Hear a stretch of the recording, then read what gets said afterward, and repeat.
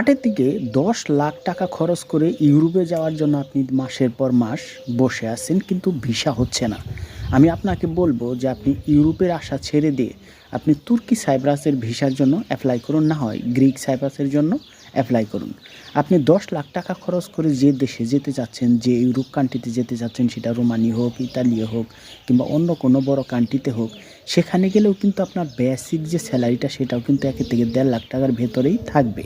তারপরেও সে দেশে যাওয়ার জন্য যে ভিসাটি প্রয়োজন সেটাও আপনি কত দিনে পাবেন তারও কিন্তু নিশ্চয়তা নেই। অথচ গ্রিক সাইপ্রাস কিংবা তুর্কি সাইপ্রাসের ভিসার জন্য যদি আপনি অ্যাপ্লাই করেন তাহলে 3 থেকে সর্বোচ্চ 6 মাসের ভেতর আপনি ভিসাটি হাতে পেয়ে যাবেন এবং কি বৈধভাবে লিগ্যালভাবে আপনি তুর্কি সাইপ্রাস কিংবা গ্রিক সাইপ্রাসে আসতে পারবেন। তো আশা করি বুঝতে পারছেন যে এত টাকা ইনভেস্ট করে আপনি ইউরোপের মতো দেশে যাওয়ার চেষ্টা না করে সরাসরি আপনি